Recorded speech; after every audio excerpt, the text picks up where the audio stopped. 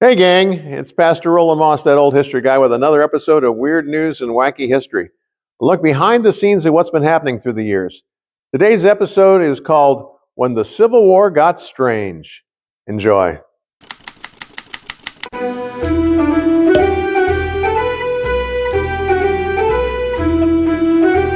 Friendly fire incident.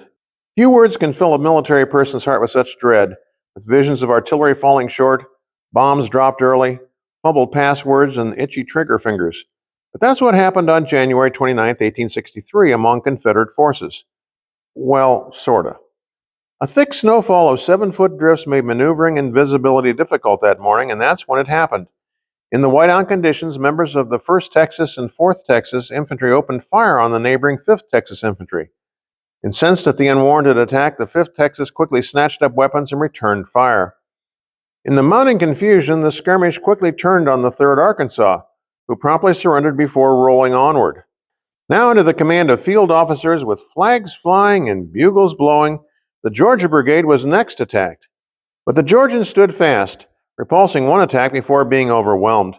Seemingly unstoppable, some 9,000 men attacked General Lafayette McLaws' division. Amazingly, there were no fatalities in this friendly fire incident, although many casualties were caused by ice balls and snowballs with stones in them. Disgusted with the behavior of his band of bad boys, General James Longstreet quickly banned all future snowball fights in his Army of the Tennessee. Spoil sport.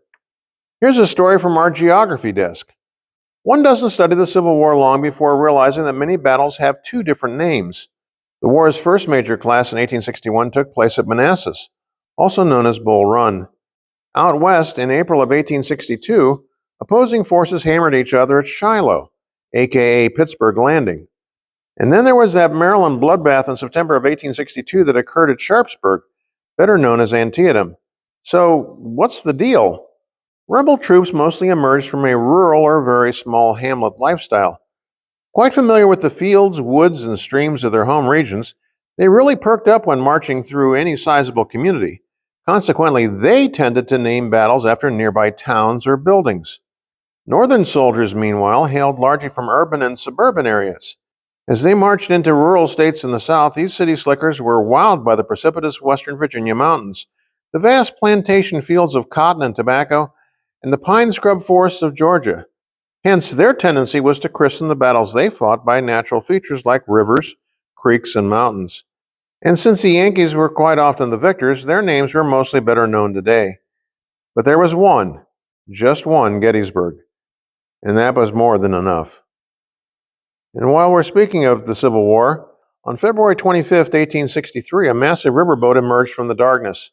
Flying a skull and crossbones flag, it seemingly bristled with guns and had "Deluded People Cave In" painted on both paddle wheel covers. Confederate Mississippi shore batteries erupted. The hulking ship drifted by without firing a shot. Thinking he was outgunned, the captain of the southern gunboat Queen of the West hurried downstream to warn salvagers of the recently captured northern gunboat Indianola that they'd be soon under attack. Little did Vicksburgers suspect that they were being scammed. Desperate to keep the powerful Indianola from being refitted by the enemy, Union Commander David Dixon Porter used an old flatboat, wooden planks, and canvas to create a bogus warship. Black logs imitated cannons. Pickle barrels fastened together created the illusion of smokestacks in the dark, and smoldering tar pots made inky smoke. The ghostly phantom gunship so panicked the Queen of the West that she ran aground in her haste to spread the word. The salvagers promptly blew up the captured warship rather than risk its recapture. And so David Dixon Porter effectively deprived the South of several powerful warships. The cost? An old scow, 12 hours of labor, and $8.63 in supplies. Panic is a powerful weapon. And finally, a word from the band. Old Douglas was a faithful member of the band. He'd show up at all the performances and even help transport the instruments and equipment. But what else would you expect from the band camel? Douglas was imported into Mobile, Alabama just before the Civil War to work on southern plantations. When that didn't work out, he was given to Colonel William H. Moore of the 43rd Mississippi Infantry. Assigned to the regimental band, he carried the band's knapsacks and instruments without complaint.